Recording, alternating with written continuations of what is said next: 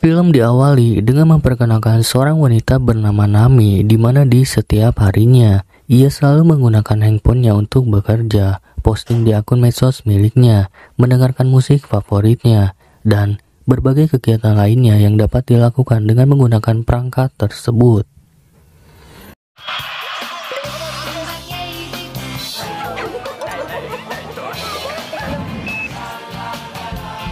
Namun sampai di suatu hari, Nami kelelahan setelah pulang berpesta dengan teman-temannya. Ia tidak menyadari bahwa handphonenya terjatuh di dalam bus dan seseorang telah mengambil handphone miliknya.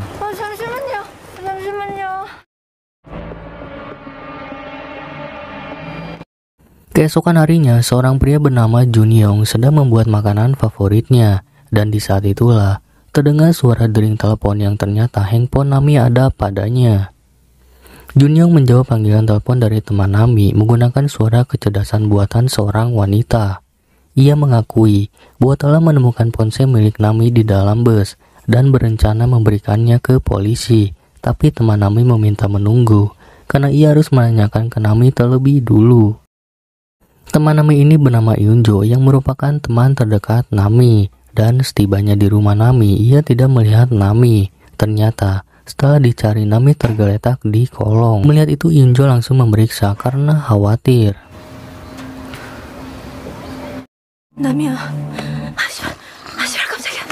Sementara itu, Junyong mencari tahu tentang Nami hingga ada notif pada ponsel Nami yang mengetik akun Nami. Junyong akhirnya menemukan akun medsos milik Nami, dan ia lalu membuat catatan tentang aktivitas Nami melalui beberapa postingan foto Nami. Kembali ke Nami, ia akhirnya menyadari bahwa handphone miliknya telah hilang. Nami sangatlah panik ketika mengetahui hal tersebut, dan melihat itu, Yunjong kembali menghubungi Junyong. Setelah terhubung, Nami berencana untuk menghampiri Junyong, tapi Junyong terlihat mengarahkan Nami agar bertemu di kafe milik ayah Nami. Setelah sepakat untuk bertemu di tempat tersebut, Junyong kesulitan membuka handphone milik Nami, dan inilah yang terjadi.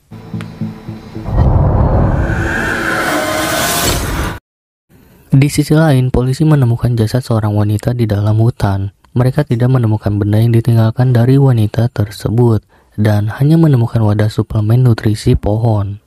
Namun wadah tersebut menarik perhatian seorang detektif bernama Jiman, hingga membuat dirinya masuk ke dalam hutan, dan menemukan satu wadah suplemen lainnya di sebuah pohon plum dengan bertuliskan nama Junyong.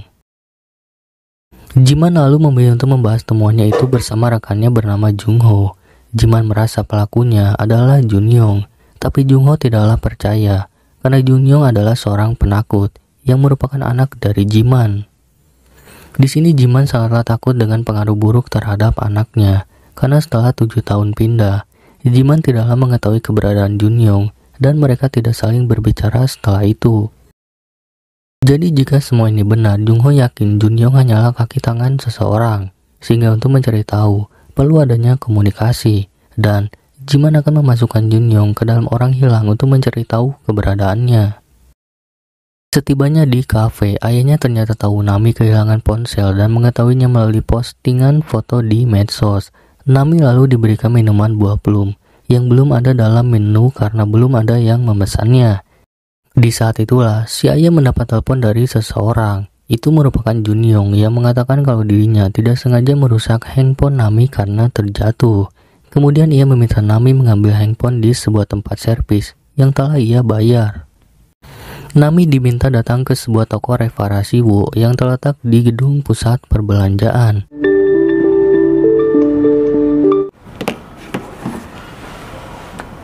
Di sana, ia bertemu dengan seorang pria yang menggunakan masker, lalu memberikan sebuah formulir yang harus diisi sebelum handphonenya diperbaiki. Ternyata kang servis itu adalah Junyong, dan melalui rencana ini ia dapat mengetahui sandi handphone Nami karena dirinya memiliki maksud lain dengan memasukkan sebuah aplikasi ke dalam handphone Nami.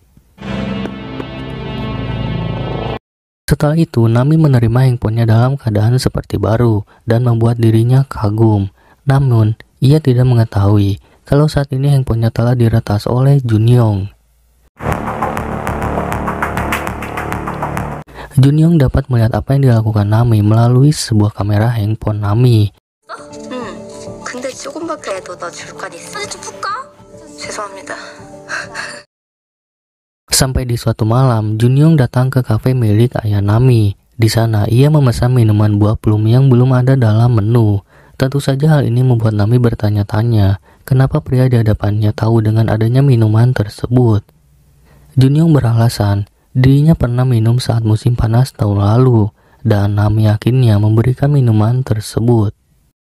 Kemudian Junyoung meminta agar minuman plum dimasukkan kembali ke dalam menu. Tapi di sini, Nami perlu membicarakan dengan ayahnya dulu, karena minuman ini memiliki sedikit peminat. Melihat Nami memberikan minuman plum, ayahnya sempat memprotes. Tapi Nami tidaklah mempedulikan itu, karena ia memilih untuk pulang. Jiman pergi ke rumah istrinya terkait mencari keberadaan Junyoung dan diketahui, Junyoung pergi karena tidak ingin merawat ibunya. Jiman yang melihat istrinya tertidur, memeriksa handphone istrinya, di mana ia melihat chattingan Junyoung dengan istrinya itu. Ia menemukan percakapan Junyoung yang memberikan alamat tempat tinggalnya saat ini. Sedangkan Junyoung sedang menikmati makanan favoritnya sambil melihat Nami yang sedang chattingan dengan temannya. Dan setelah Nami tertidur, Junyoung mengendalikan handphone Nami dari jarak jauh. Keesokan harinya, Junyoung telah mencatat banyak hal pribadi tentang Nami, bahkan ia telah mengetahui tempat tinggalnya. Ia pun mencatat rute perjalanan yang dilalui Nami untuk bekerja, hingga sampai mengetahui akun rahasia Nami yang memiliki iklan tersembunyi dari sebuah produk perusahaan, bahkan mengetahui saldo rekening dan teman-teman kerja Nami. Melalui itulah Junyoung mengetahui siapa teman Nami yang sudah lama tidak Nami hubungi lagi, dan temannya itu bekerja di perusahaan keamanan digital. Kemudian Junyoung mencatat beberapa orang terdekat Nami yang perlu disingkirkan, sedangkan Nami akan menjadi korban selanjutnya. Nami dipanggil oleh Bu Oh, pemilik dari perusahaan tempat Nami bekerja. Bu Oh mengabari akan adanya sebuah acara yang menggunakan produk perusahaan, dan kabar baik tersebut tak lepas dari hasil kerja keras Nami. Jadi untuk itu, Bu Oh akan menaikkan gaji Nami. Kabar tersebut membuat Nami senang, bahkan hampir mengabari ke teman-temannya, tapi Bu Oh meminta Nami untuk merahasiakannya, karena Nami paling lama bekerja dengannya, sehingga pantas untuk mendapatkannya, sedangkan temannya akan dinaikkan gajinya setelah acaranya berjalan dengan baik. Di sisi lain, detektif Jiman tiba-tiba membahas Junyoung yang membuat istrinya bingung. Jiman lalu menjelaskan bahwa dirinya menemukan pohon plum di TKP. Dan itu adalah pohon yang mereka tanam saat Junyoung berumur 10 tahun. Mendengar ini, istrinya terkejut karena pohon itu ditanam di tempat tersembunyi. Bahkan tidak ada seorang pun yang tahu jika mengubur sesuatu di sana. Kemudian Jiman menanyakan keberadaan Junyoung. Tapi tak lama ia mendapat kabar dari temannya yang telah mendapatkan nomor Junyoung. Di saat Nami sedang bekerja, Junyoung dengan leluasa masuk ke dalam tempat tinggal Nami. Ia memeriksa seluruh tempat hingga menemukan handphone lama Nami. Sedangkan Nami tiba-tiba mendapat chat seseorang yang tertarik untuk membeli sebuah kaset. Kemudian, Junyoung mengambil seluruh uang milik korban sebelumnya dan membuat kartu bisnis baru. Ternyata nomor yang ditemukan adalah milik seorang wanita yang merupakan korban Junyoung sebelumnya. Sedangkan diketahui, Junyoung tidaklah memiliki ponsel karena telah memutuskan sambungan dan tidak mendaftar kembali. Tapi, Junyoung dapat melakukan reparasi handphone. Di saat itulah, Jiman melihat sebuah alamat dan langsung pergi seorang diri. Jiman langsung datang ke alamat yang sempat ia lihat dan setelah menyelidiki, ternyata rumah ini adalah tempat tinggal Junyoung. Tapi Junyoung menyadari adanya seseorang di dalam rumahnya. Di dalam, Jiman memilih untuk memeriksa dan menemukan bukti terkait dengan korban sebelumnya. Bahkan ia merekam untuk dijadikan alat bukti, di mana ia menemukan banyak kartu nama dan juga menemukan sebuah catatan detail tentang korban sebelumnya.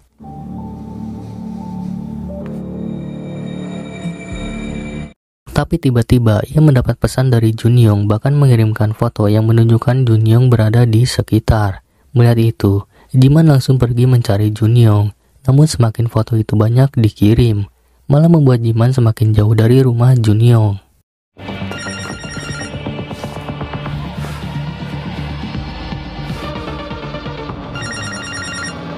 Alhasil, ia hanya menemukan handphone yang dikendalikan dari jarak jauh dan ucapan terima kasih karena Jiman telah membantunya membersihkan bukti di rumahnya.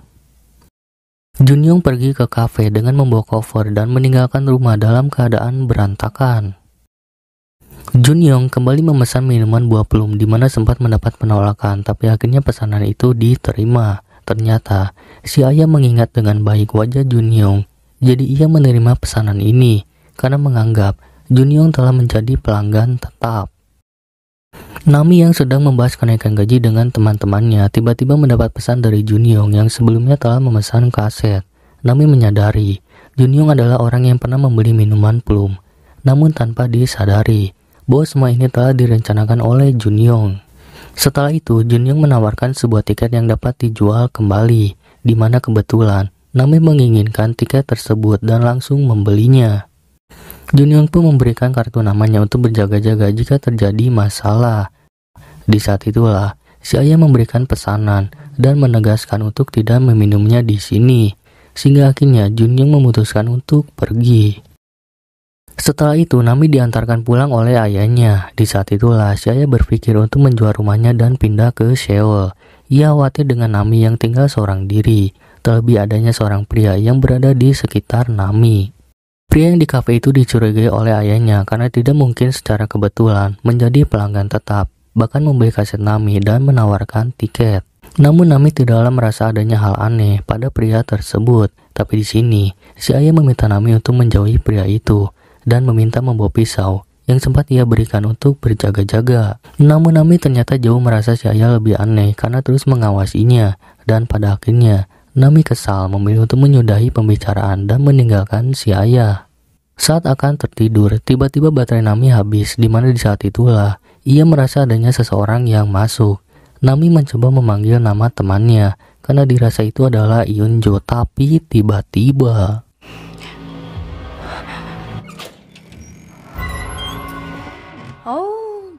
Yunjo datang karena disuruh oleh Nami. Ia kabur dari rumahnya akibat bertengkar dengan ibunya setelah gagal dalam wawancara kerja. Tapi di samping itu, Yunjo merasa senang setelah tahu Nami mendapatkan tiket bisbol. Bahkan, ia penasaran dengan pria yang menawarkan tiket tersebut.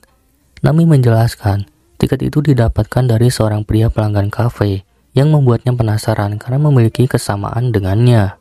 Tapi di samping itu, Nami merasa adanya keanehan karena itu terjadi secara tiba-tiba dan baru beberapa kali melihat Junyong. Bahkan ayahnya pun merasakan hal aneh. 아빠가 괜히 그럴 리 없는데. Di saat itulah, Yunjo melihat kartu nama milik Junyon yang merupakan tempat di mana teman mereka bekerja. Jadi melalui itulah, mereka mencari tahu tentang Junyong kepada temannya. Di sisi lain, ayah Nami tengah bersantai sambil melihat sebuah gambar, tapi tiba-tiba ia mendapati pesan permintaan maaf dari Nami. Ia lalu dikirimkan sebuah aplikasi tak dikenal yang membuatnya ragu untuk memasangnya. Tapi setelah Nami memberikan penjelasan bahwa itu hanyalah lokasi handphone miliknya, si ayah akhirnya menginstal aplikasi tersebut. Berbekal catatan yang ditemukan, Jiman menemui ibu dari korban Junyong yang bernama Miyong. Ia mengatakan putranya lah yang telah mengajak anaknya pergi. Di sini, ia belum memberitahu kalau Miyong telah meninggal. Namun melalui pembicaraan ini, Jiman mengetahui Miyong pergi mereparasi handphonenya karena sempat hilang sebelum pergi, dan hal ini sama dengan apa yang dialami Nami. Tapi si ibu tidaklah mengetahui alamat reparasi tersebut. Balik ke ayah Nami yang tiba-tiba mendapat kiriman paket. Ia kemudian memeriksa paket tersebut yang isinya sangatlah berat ketika mencoba mengangkatnya, dan tiba-tiba di samping itu, Nami terlihat senang menemukan akun medsos ayahnya, tapi ia tidaklah tahu dengan ayahnya yang saat ini dalam bahaya. Di sisi lain, polisi kembali mendapati korban di tempat yang sama. Keesokan harinya, Nami terkejut mendapati banyak panggilan masuk dari Buo. Ia tidaklah menyangka alarm HP-nya mati hingga membuatnya kesiangan untuk bekerja. Di dalam perjalanan, banyak pesan yang membuat Nami kebingungan karena tiba-tiba membahas soal kenaikan gaji Nami yang dirahasiakan di grup kerjanya.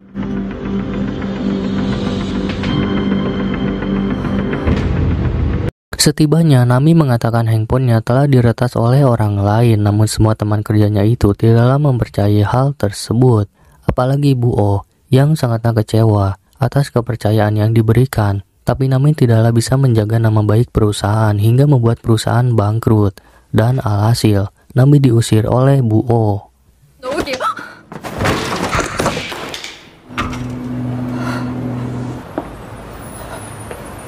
Ini Junyoung telah berhasil menyingkirkan beberapa orang terdekat Nami dan hanya menyisakan teman terdekatnya yaitu Eunjo.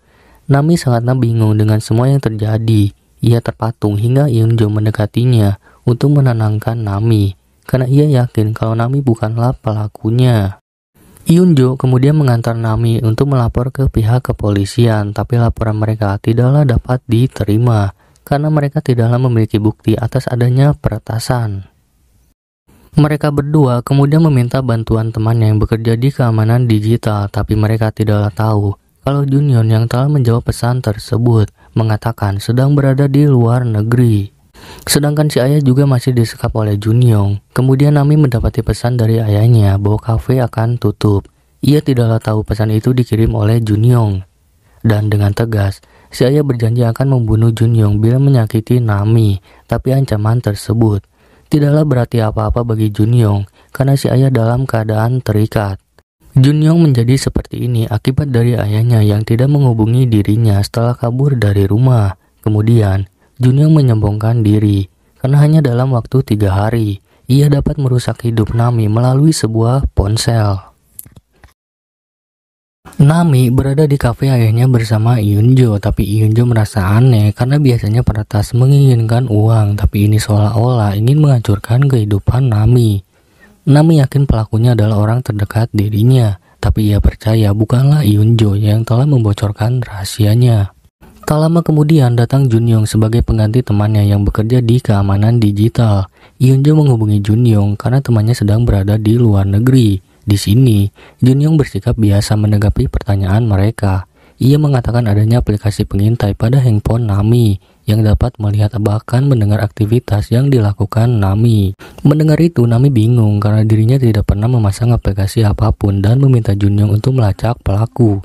Tapi di sini, Junyoung berpura-pura seolah-olah itu sulit dilakukan karena pelaku sangatlah teliti dan cukup pintar. Sehingga tidak ada yang bisa dilakukan oleh Nami, tapi ia mengaku kini handphone Nami bisa digunakan kembali karena telah dibersihkan dan ia akan menganalisa kembali karena ini baru permulaan. Namun saat izin pulang, Eunjo dibuat bingung karena Junyoung meminta Nami menunjukkan jalan padahal ada aplikasi peta. Di luar, Junyoung mengajak Nami berbicara terkait dengan peretasan. Ia mengatakan adanya seseorang yang telah memasang aplikasi tanpa disadari oleh Nami, dan aplikasi tersebut tidaklah bisa dikendalikan dari jarak jauh. Jadi di sini Junyoung membuat Nami agar mencurigai Eunjo yang tinggal bersamanya. Setelah itu, Eunjo menunjukkan berita tentang adanya 7 penemuan mayat di pegunungan. Di sini, ternyata Nami terlihat berbeda setelah mengobrol dengan Junyoung. Eunjo yang penasaran mencari tahu kenapa Nami berubah dari biasanya. 그랬어? Ternyata Nami telah terhasut oleh Junyoung. Ia menuduh Eunjo yang telah meretas handphonenya. Alhasil, Eunjo tidaklah menyangka dengan teman terdekatnya yang mudah percaya dengan seseorang yang baru dikenal. Dengan perasaan kecewa, Eunjo memilih mengatakan bahwa dirinya lah yang telah memasang aplikasi pengintai. Bahkan ia menantang Nami agar melaporkan ke polisi jika ada bukti. Eunjo lalu meminta Nami untuk tidak menghubunginya lagi. Eunjo pergi dengan keadaan menangis, sedangkan Junyoung tertawa jahat karena telah berhasil menyingkirkan Eunjo. Di sisi lain, polisi telah menemukan 7 mayat di pegunungan yang menarik banyak media untuk meliput terkait penemuan tersebut.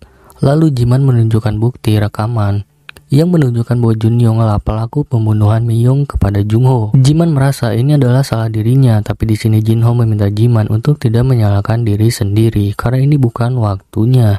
Terlebih saat ini, Jinho telah menemukan toko reparasi Junyoung.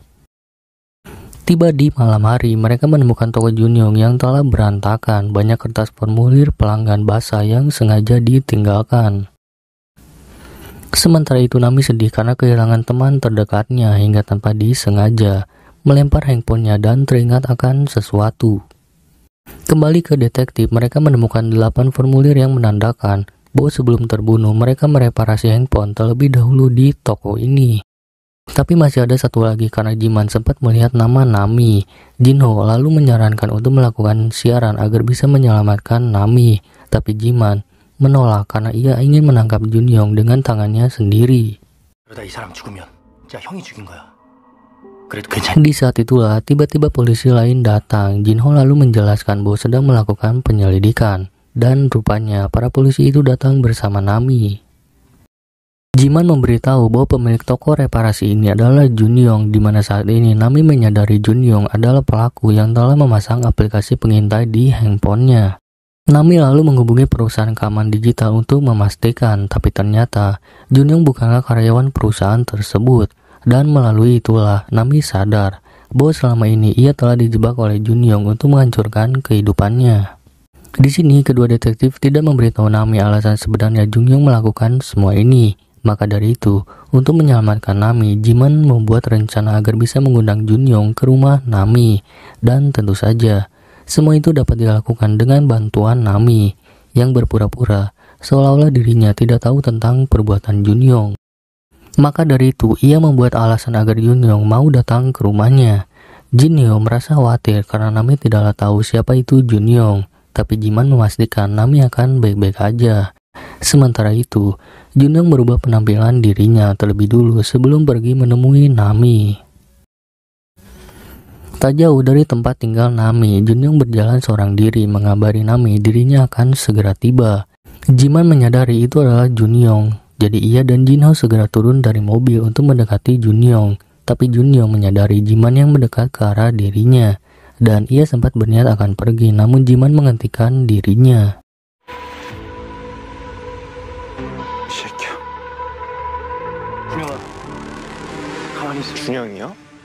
Jiman ataupun Jinho terkejut dengan pria di hadapannya mengaku bukanlah Junyong. Sehingga Jinho meminta maaf karena telah mengarahkan senjata ke warga sipil. Tapi di sini, Jinho merasa ada yang janggal dengan Junyong yang sama sekali tidak terkejut ketika ditodongkan senjata. Maka dari itu, ia meminta KTP Junyong, tapi Junyong malah mengancam akan memviralkan mereka karena telah menodongkan senjata ke warga sipil, di mana akhirnya Jinho memilih untuk membiarkan Junyong pergi.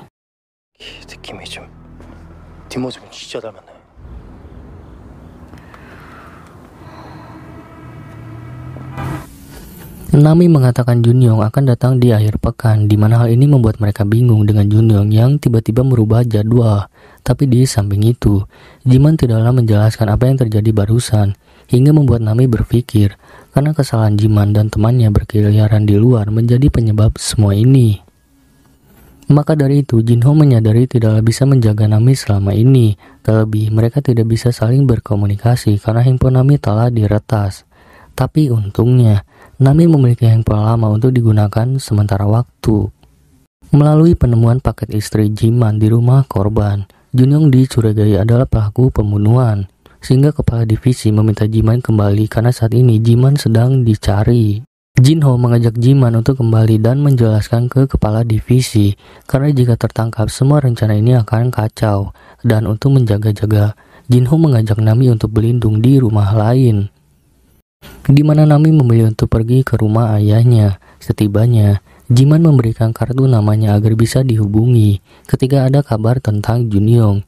Tapi di sini Nami menulis sesuatu untuk Jiman karena jika dirinya tidak mengirim pesan berarti sesuatu terjadi padanya. Setelah itu Nami masuk ke dalam rumah yang tampak sepi dan ia mengira ayahnya sudah tertidur. Ia pun pergi ke kamarnya untuk beristirahat. Tapi saat mengecek handphone terdapat pesan Junyong yang menyadari Nami telah ganti handphone. Lalu Junyong meminta Nami menghubungi nomor barunya dan betapa terkejutnya Nami. Dering telepon berasal dari lantai atas. Ia pun segera berlari ke kamar ayahnya.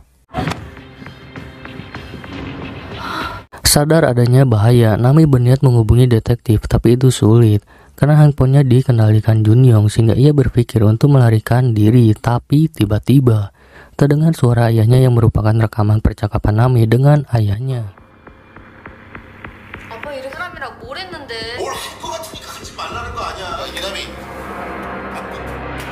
Sementara itu, Jinho menghentikan mobilnya karena terdapat panggilan yang mengejutkan dirinya. Kembali ke Nami, ia berusaha mencari tahu di mana ayahnya, bahkan sempat mengancam akan membunuh Jinho. Tapi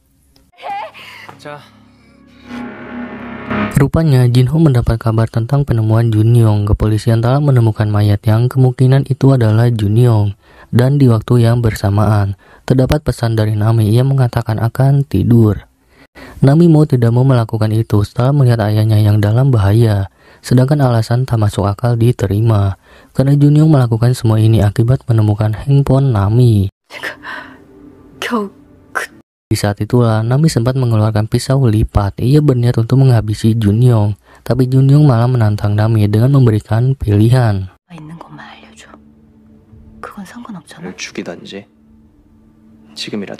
Junyong lalu pergi ke toilet, di mana Nami segera mengambil sesuatu untuk berjaga-jaga dan mencari tahu apa yang dilakukan Junyong.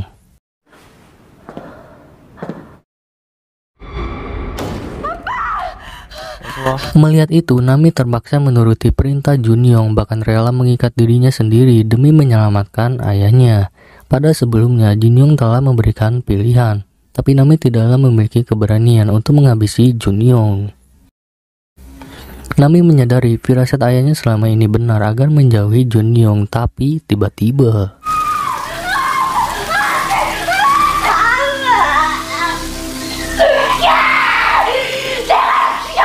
Nami berusaha untuk memohon agar ayahnya dilepaskan, bahkan ia berjanji akan melakukan apa saja, dan inilah yang diinginkan Junyong.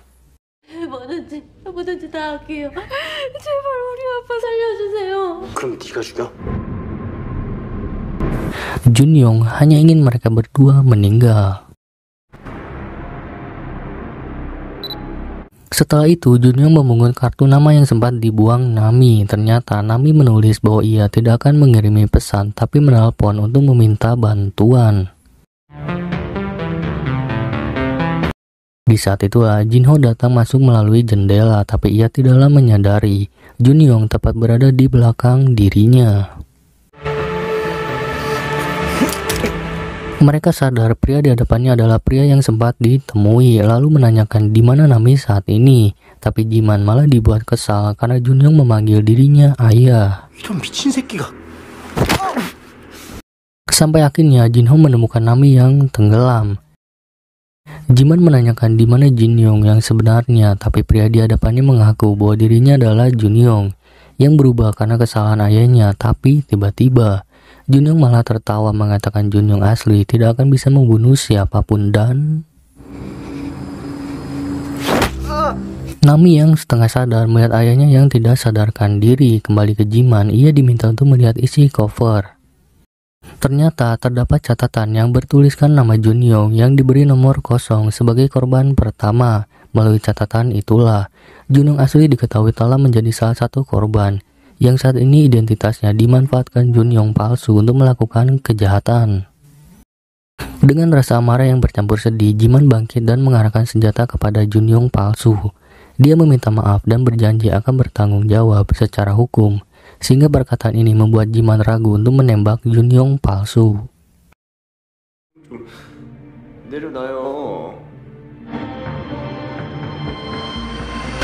Mendengar perkataan tersebut memancing emosi Nami, terlebih ayahnya belum sadarkan diri, dan inilah yang terjadi.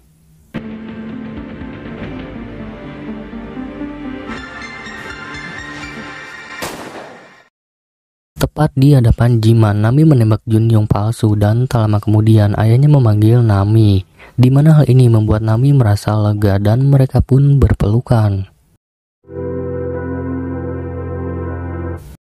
Setelah itu Nami dievakuasi, di mana akhirnya kejahatan yang dilakukan Junyong palsu terhenti. Waktu berlalu, identitas asli pria yang mengaku Junyong belum diketahui karena polisi perlu menunggu pulih untuk melakukan identifikasi lebih lanjut. Film pun diakhiri dengan nama Nami yang semakin terkenal berkat orang-orang yang memberikan banyak dukungan terkait kafe yang sempat dianggap palsu, dan Nami pun kembali berbaikan dengan Yunjo. Jadi alangkah baiknya untuk berhati-hati dalam menggunakan teknologi, karena tidak ada yang tahu kapan kejahatan akan menghampiri. Saya selaku orang yang rajin menabung mengucapkan terima kasih karena kalian telah menonton video ini, dan jangan lupa subscribe channel ini agar kalian tidak ketinggalan video selanjutnya.